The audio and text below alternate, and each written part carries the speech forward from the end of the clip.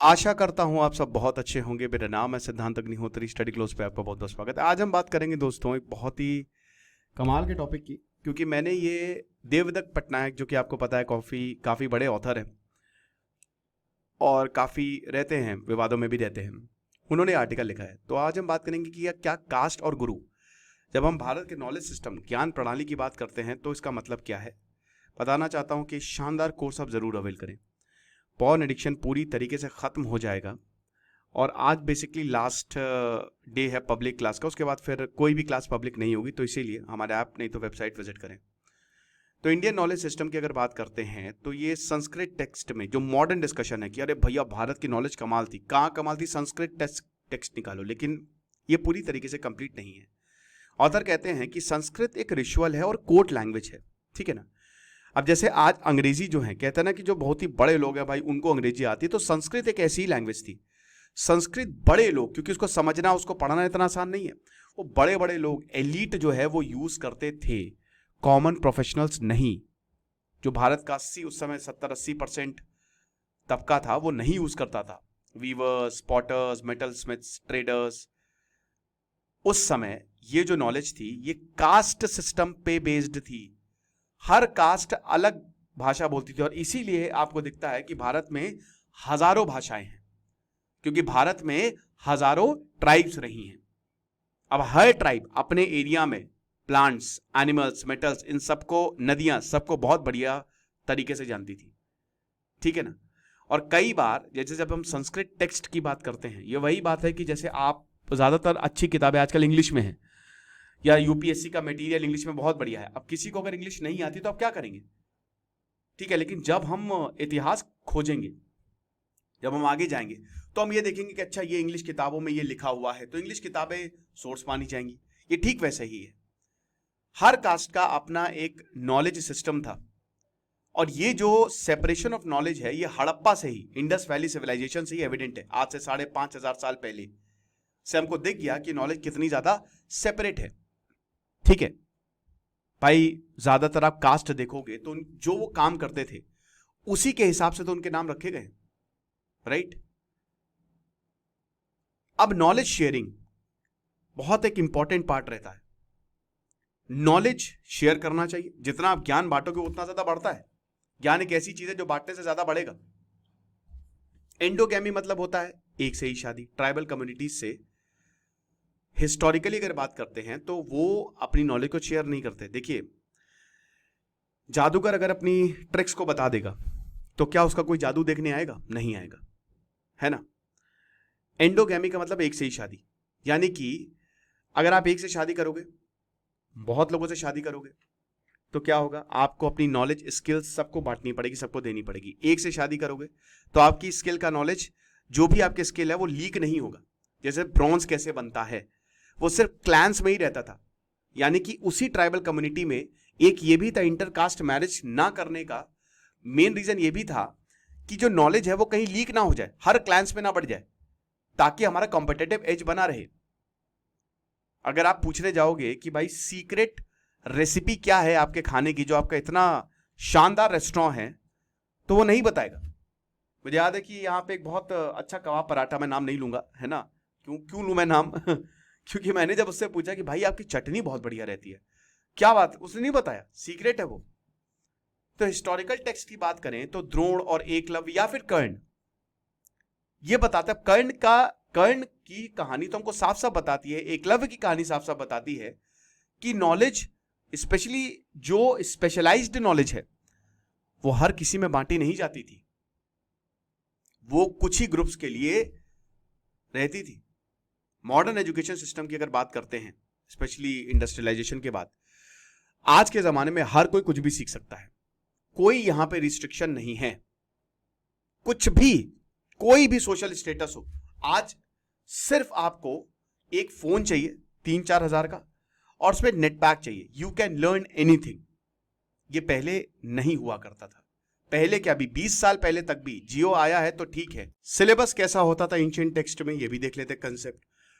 अब देखिए, आज से 2,500 साल पहले छंदोग्य उपनिषद में आप सिलेबस को देख सकते हो। इसमें जो हमारे ऋषि हैं सनत कुमार, वो नारद जो भगवान नारद है, नारद मुनि, उनकी प्रोफिशिएंसी के बारे में इंक्वायर करते हैं। अब उसमें बहुत सारे सब्जेक्ट दिखाए जाते हैं। कैसे? सबसे पहले तो 4 वेद हैं, ठीक है। 5वां वेद क्या है? इतिहास और पुराण। फिर है वेदांग, वेदों के अंग, जिसमें geometry, maths, astrology, phonetics, grammar, बाकी और भी डिसिप्लिन आ जाते हैं। फिर अर्थ साइंसेस, एस्ट्रोनॉमी, लॉजिक, इन सब के बारे में भी ज्ञान, ठीक है। अब सनत कुमार जो है ये कहते हैं कि जो नारद की नॉलेज है वो सुपरफिशियल है, मतलब ब्रह्म विद्या तो है ही नहीं। ब्रह्म विद्या मतलब क्या?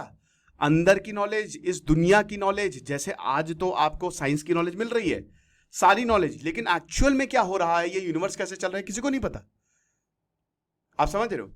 ये गुरु शिष्य का आप देख सकते हैं, बहुत ही मतलब देखिए सिंपल सी बात है कि गुरु जो है, गुरु नॉलेज इंपार्ट करेगा, गुरु जो है वो नॉलेज देगा, लेकिन किसको देगा? This is a choice. ब्रह्म विद्या क्या? खुद की नॉलेज, सेल्फ। आखिर हम हैं कौन? क्या हम सेल्फ अवेयर हैं? शाहरुख खान के बारे में बोला जाता है वो सेल्फ अवेयर है। जो इंसान सेल्फ अवेयर होगा उसको दुनिया नहीं रोक सकती, उसको ये यूनिवर्स नहीं रोक सकता, वो पार चला जाएगा। तो सिर्फ इंटेलेक्चुअल लर्निंग की यहां पे बात नहीं है, यहां पे सेल्फ की बात है। और ये जो कंसेप्ट है, ये सबसे बड़ी बात, इमोशंस और इनर स्टेट क्या है, इसको हाईलाइट करता है। जब आप सेल्फ के बारे में, खुद के बारे में जानते हो, वही है ना कि जब सबसे बुरा जब मैंने ढूंढा तो मुझे लगा कि मैं ही सबसे बुरा हूं, मुझसे बुरा ना कोई, कबीरदास जी कह गए हैं। तो जेलसी, प्राइड, एंगर, हेट्रेड, ये सब, ये इनर स्टेट। इसीलिए सेल्फ अवेयरनेस बहुत इंपॉर्टेंट है, जिसको ब्रह्म विद्या कहते हैं। कोई भी मॉडर्न स्कूल टीचर्स ये नहीं बताते। अब यही प्रॉब्लम आज के जमाने में है। देखिए यहां पे क्या बोला जा रहा है, यहां पे बोला ये जा रहा है कि भले ही एंशिएंट स्कूल सिस्टम या एंशिएंट नॉलेज सिस्टम इस पे ज्यादा फोकस था कि किसको नॉलेज मिले, लेकिन जिसको भी मिलती थी वो सेल्फ अवेयर होता था ताकि वो दूसरों का उत्थान कर सके। आज के जमाने में क्या है? आज के जमाने में नॉलेज तो है लेकिन सेल्फ अवेयरनेस नहीं है। अब इसके द्वारा जब तक आप खुद को, आप इंसान के अंदर होता है, जैसे आप आरजी कर मेडिकल केस का एग्जांपल लीजिए, वहां पे वो आदमी मेंटली रूप से पागल था, वो पूरा साइकोलॉजिकल कोलैप्स था, उसके अंदर ये सारी एंगर, हेट्रेड, प्राइड, जेलसी सब था उसके अंदर। जब तक आप इसको रेगुलेट नहीं करोगे तो दुनिया एक अच्छी जगह कैसे बन सकती है? याद रखिएगा कि एंशिएंट इंडियन नॉलेज सिस्टम में भी लोग मैथ्स, इंजीनियरिंग स्किल्स पे ज्यादा फोकस करते हैं, लेकिन ब्रह्म विद्या पे तो कोई रियलाइजेशन है ही नहीं। So the knowledge of self is very important. और ये रामायण हो गया, महाभारत हो गया, और छंदोग्य उपनिषद के बाद इसको लिखा गया। रावण और हनुमान को कंपेयर किया गया। रावण और हनुमान शक्तियों में एक थे, लेकिन आइडियोलॉजीज अलग अलग थी। दोनों ही संस्कृत स्कॉलर थे। रावण ब्राह्मण था, है ना। हनुमान जी के बारे में देखिए, खैर तो, लेकिन हनुमान जी जनेऊ पहनते थे। साउथ इंडिया में ही shown with a bell on his feet और टेल, उनको पूंछ भी तो एक तरीके से जैसे बहुत सारे पॉलिटिशियन कहते हैं दलित। अब ये सब तो बकवास की बात है ना, इस पे तो नहीं जाना चाहिए, लेकिन बात इतनी सी है कि it is very important to understand कि जो नॉलेज है, जो ब्रह्म विद्या है, वो कितनी ज्यादा जरूरी है। हनुमान जी को संस्कृत आती थी बहुत बढ़िया तरीके से। 2 आइडियाज वो हमको देते हैं, सोल्यूशन नहीं देते हैं, आप सोल्यूशन ढूंढिए, लेकिन वो बताते हैं कि ऐसे ही नॉलेज, ज्ञान ऐसे ही काम करता है। जब पहली बार भगवान राम, लक्ष्मण हनुमान जी को देखते हैं तो उनको लगता है कि तो बहुत बड़ा ऋषि मुनि है जो इतने आसानी से वेदों का पाठ कर रहा है। ठीक है, ये चीज है। फिर उसके बाद देवदासी का कंसेप्ट और उनकी नॉलेज।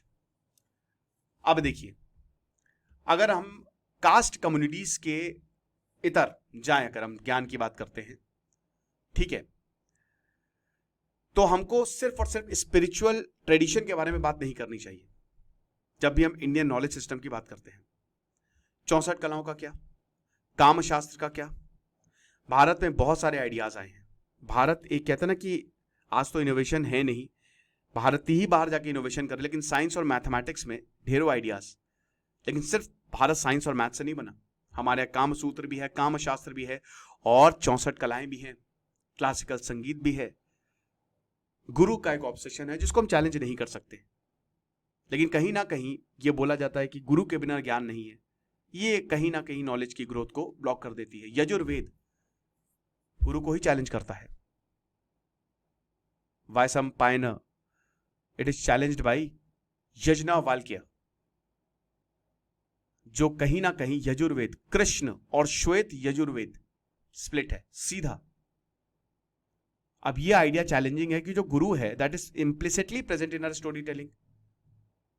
गुरु जो है उनको भगवान से भी ऊपर का दर्जा दिया गया है, और ऐसा कहा जाता है कि गुरु के बिना तो आप को कुछ नहीं मिलेगा, नथिंग यू विल गेट। जब आप ये एक्सेप्ट कर लेते हो, सरेंडर कर लेते हो कि गुरु को सब पता है, तो क्या ग्रोथ होगी? यहां पे ऑथर ये चैलेंज कर रहे हैं। गुरु के अलावा भी बहुत बड़ी knowledge, there is much more knowledge. क्या पता गुरु जी को हर चीज के बारे में ना पता हो, क्या पता गुरु जी को ब्रह्म विद्या के बारे में ना पता हो, क्या पता गुरु जी को साइंस ज्योग्राफी के बारे में ना पता हो, राइट? क्योंकि जब हम गुरु सबके आगे निकल जाते हैं तब हम इन्फिनिटी की तरफ जाते हैं। ये लेक्चर था, आई होप आपको समझ में आया होगा। खुश रहिए, पढ़ते रहिए। जैसे सिद्धांत अग्निहोत्री साइनिंग ऑफ।